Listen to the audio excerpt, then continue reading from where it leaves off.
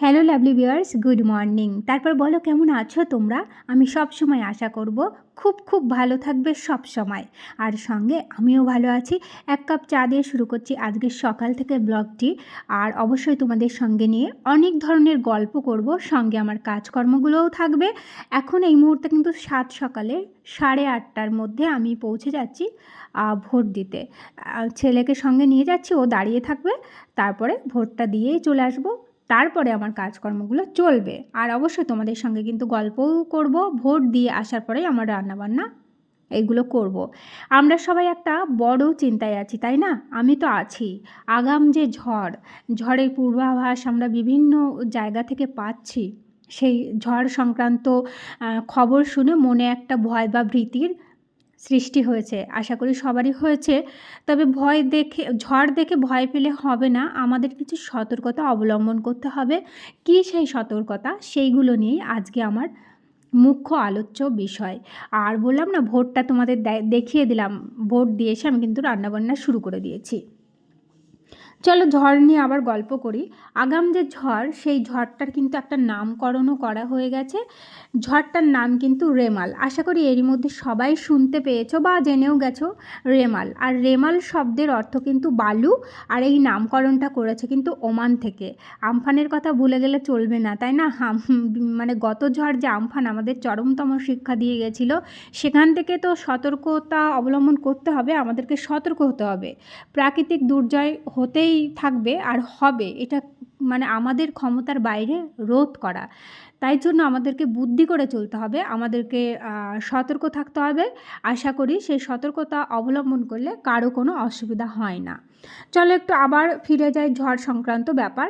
বলা হয়েছিল যে আগামী 20শে মে দক্ষিণবঙ্গ সাগরে তৈরি হতে চলেছে একটা ঘূর্ণবর্ত। আর 23শে মে বঙ্গোপসাগরে তৈরি হবে কিন্তু নিম্নচাপ। 24মে বঙ্গোপসাগর থেকে ঝড়টা মানে ঘূর্ণবাতটা প্রচুর শক্তি পেয়ে ঘূর্ণিঝড়ে তৈরি হবে। আর ভূভাগের ওপর কিন্তু আছড়ে পড়বে 25মে, এমনই কিন্তু আবহাওয়া দপ্তর বলেছে। এবার যেটা আমি বলছি, আমাদের কি কি সতর্কতা অবলম্বন করতে হবে এই ঝড় সম্বন্ধে। প্রথমে বাড়ির যে জলের ট্যাঙ্কি থাকে আমাদের, সেই ট্যাঙ্কিটাকে ফুল করে রাখতে হবে, একদম জল ভর্তি করে পরিপূর্ণ করে রাখতে হবে। আর দ্বিতীয় যে পদক্ষেপ নিতে হবে সেটা হলো বাড়ির যে দলিল, যে গুরুত্বপূর্ণ নথিপত্রগুলো রয়েছে, এইগুলোকে একটা এয়ারটাইট পলিথিনের মধ্যে ভালো করে আটকে যত্ন করে রাখতে হবে। আরও কিন্তু অনেকগুলো বিশেষ বিশেষ কারণ রয়েছে, এর মধ্যে একটু বলি। এই যে আমি কিন্তু বইপত্রগুলো ডাস্টিং করছি আর সুন্দর করে গুছিয়ে রাখছি। ছেলে এত তাড়াহুড়ো করে যায়, সে আর গোছগাছ করার তো সময় পাই না। আর এই ম্যানারটা বোধহয় ওদের মধ্যে থাকে না। যাদের ঘরে কন্যা সন্তান, মা লক্ষ্মী রয়েছে, তাদের কিন্তু গোছানোর স্বভাবটাও রয়েছে। ছেলেদের মধ্যে এই ব্যাপারটা খুব কমই থাকে, আমি খেয়াল করে দেখেছি। যাই হোক, তো আমি যতদিন পারি গুছিয়ে রাখছি। তো পরের যে সতর্কতা অবলম্বন করতে হবে সেটা হলো, ঘরে কিন্তু মজুত করতে হবে অনেক অনেক পরিমাণে খাবার জলটা আমাদের অনেক পরিমাণে মজুত করতে হবে। যেমন আমি নিজে বলছি, আমার ঘরে কিন্তু ফিল্টার রয়েছে, সেটা হচ্ছে কারেন্টের মাধ্যমে চলে। এবার ঝড়ে যদি কারেন্ট কয়েকদিন বন্ধ থাকে, তাহলে কিন্তু আমি জল স্টোর করা আমার হবে না, জল আমি সেখান থেকে ফিল্টার করতে পারবো না। তার জন্য সবার আগে তো আমাকে জলটাকে আগে তুলে রাখতে হবে। আমি সেটা সবাইকেই বলছি, যে যেখান থেকে টিউবওয়েল থেকে হোক, যেখান থেকে হোক, খাবার যে জলটা, পানীয় যে জলটা, সেই জলটাকে কিন্তু অনেক করে মজুত করতে হবে। সেকেন্ড যেটা, সেটা হলো বাড়ির সিঁড়ি ঘরে অনেক সময় হয় না ছাউনিটা টিনের থাকে, কারো কংক্রিটের ছাদ থাকলে তো ভীষণ ভালো কথা। যাদের টিনের ছাউনি রয়েছে, সেই টিনের ছাউনিটা যাতে ঝড়ে উড়ে না যায়, সেটাকে কিন্তু খেয়াল রাখতে হবে। তার জন্য দড়ি দিয়ে বাঁধতে হলে কিংবা এক্সট্রা প্রোটেকশান নিতে হলে, অনেক করে পেরেক পুঁততে হলে, এইগুলো কিন্তু করতে হবে। কারণ আমার নিজের চোখে দেখা আমফান ঝড়ে কীভাবে টিনগুলো সব উড়ে উড়ে কোথায় যে চলে গেছিলো, সেটা বলার বাইরে। সেটা মানে কেউ খোঁজই পায়নি যার যার টিন এইভাবে উড়ে গেছিলো। বলবো যে ঘরগুলো কিছু হয় না, কিন্তু টিনগুলো যে এইভাবে কোথায় কোথায় চলে গেছিলো, সেটা বলার বাইরে, একদম কেউ খুঁজে পায়নি। এমনকি জলের ট্যাঙ্কির ঢাকনা পর্যন্ত উড়ে গেছিলো। তো ঝড়ের কাজ নেচারকে কেউ আটকাতে পারে না, তার জন্য কিন্তু আমাদেরকেই সতর্কতা অবলম্বন করতে হবে, সতর্ক থাকতে হবে। এছাড়াও বাড়ির দরজা জানলা ভীষণ ভীষণ পরিমাণে আটকে রাখতে হবে। আর ঝড়ের পরে কিন্তু হুটহাট করে রাস্তায় বেরোনো যাবে না, কারণ এই সময় ইলেকট্রিক তার এখানে ওখানে ছিঁড়ে পড়ে থাকে। কোথায় কারেন্ট ইলেকট্রিক হয়ে যাওয়ার ভয় থাকে, কারেন্ট লেগে যাওয়ার ভয় থাকে, যার জন্য কিন্তু পথ আমাদেরকে খুব সাবধানভাবে চলতে হবে।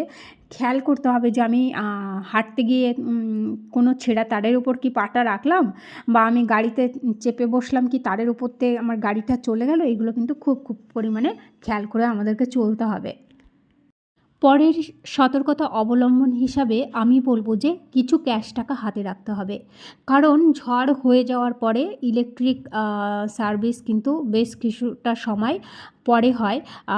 অনেক তার ছিঁড়ে যায়, অনেক গাছ পড়ে যায়, যার জন্য এইগুলো ঠিকঠাক করতে করতে বেশ কিছুটা সময় লেগে যায়, যার জন্য ক্যাশ টাকা হাতে রাখা খুব দরকার। আমার কিছু লাগবে, কিছু কিনতে হবে, এই এই এই ব্যাপারটার জন্য টাকাটাই কিন্তু তখন ভীষণ পরিমাণে প্রয়োজন। তখন আর এই আমার ফোনপে, এই এটিএম কার্ড পে এইগুলো কিন্তু একটা হাস্যকর ব্যাপার হয়ে যায়, কারণ দোকানরা তখন এই মানে ক্যাশ টাকা তাদেরও লাগবে জন্য ক্যাশ টাকা কিন্তু চেয়ে বসে। এরকম অভিজ্ঞতা অনেক আছে, যার জন্য আমার মনে হয় ক্যাশ টাকাটা রাখা খুব খুব দরকার।